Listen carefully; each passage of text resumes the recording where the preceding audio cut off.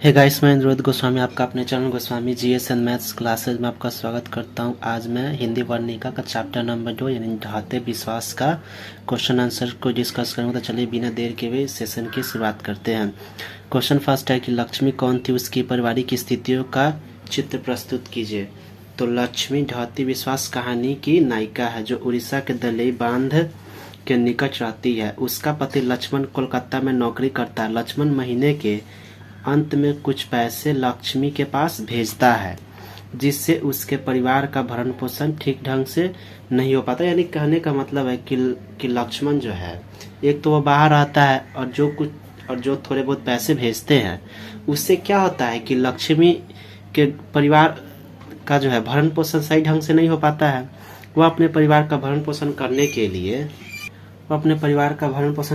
लिए तहसीलदार साहब के यहाँ काम करती है। वह कर्ज लेकर तूफान में टूटी हुई अपने घर की मरम्मत करती है। पूर्वजों द्वारा दिया हुआ उसके पास 1 बीघा जमीन है। आपसे ऑब्जेक्टिव में पूछा जा सकता है, यहाँ 2 क्वेश्चन ऑब्जेक्टिव में बन सकते हैं कि लक्ष्मी अपने परिवार के भरण पोषण करने के लिए किनके यहाँ काम करती है। तो तहसीलदार साहब के यहाँ वो क्या करती है, वो काम करती है। दूसरा कि उसके पास पूर्वजों का दिया हुआ कितना जमीन है, तो 1 बीघा जमीन है जिस पर वो क्या करती है, खेती करती है। इससे स्पष्ट होता है कि लक्ष्मी के परिवार की स्थिति काफी क्या है, दयनीय है।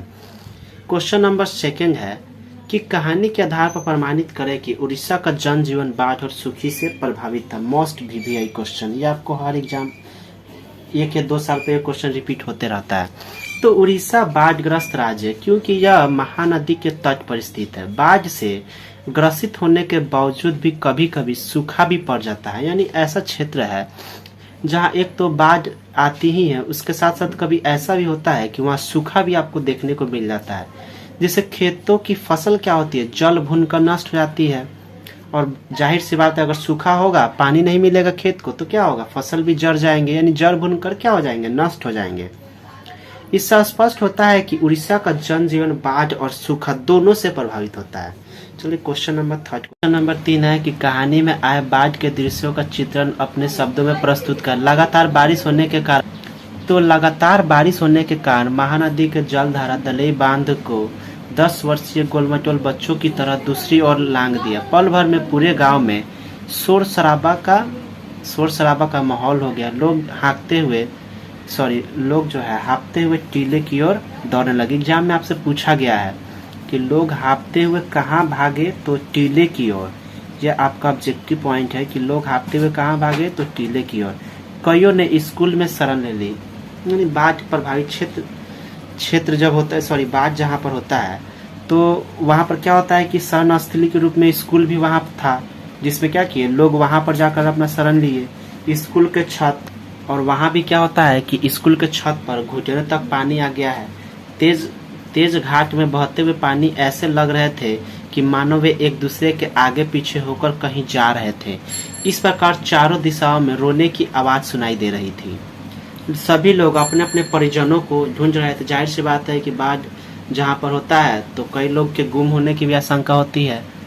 तो इस पर क्या होता है, इसमें क्या होता है कि लोग जो है अपने घर के लोगों को ढूंढते रहते हैं कि कोई इधर से उधर न चला जाए। तो यही इसका क्वेश्चन हो गया। तो क्वेश्चन नंबर 4 को देखते हैं। कहानी के शीर्षक की सार्थकता पर विचार कीजिए। किसी भी कहानी का शीर्षक कहानी का मुख्य द्वार होता है। जहाँ पाठक पहुँचते हैं उसमें वर्णित विषय वस्तु के बारे में क्या होता है, भली भांति जान जाता है। ढाते विश्वास कहानी में कहानीकार ने आंधी, सूखा, बाढ़ से त्रस्त उड़ीसा के जनजीवन का वर्णन किया है। कहानी की नायिका लक्ष्मी अन्य सभी माँ चंडेश्वरी पर भरोसा किए हुए थे कि इस वर्ष प्राकृतिक आपदाओं से माँ चंडेश्वरी ही उनकी रक्षा कर सकती है। पर ठीक इसके विपरीत मौसम ने सभी व्यवस्था को क्या किया, अस्त व्यस्त कर दिया। जिससे खुशीपूर्वक जीवन यापन करते हुए लोगों का जीवन रेत में क्या हुआ, बदल गया। यानी वो डिपेंड करते थे कि माँ चंडेश्वरी क्या है, उनकी रक्षा करेंगे, लेकिन बाढ़ ने क्या किया, उन सभी चीजों पर क्या किया, पानी फेर दिया। जिससे खुशीपूर्वक जीवन यापन करते हुए लोगों का जीवन क्या हुआ, रेत में बदल गया।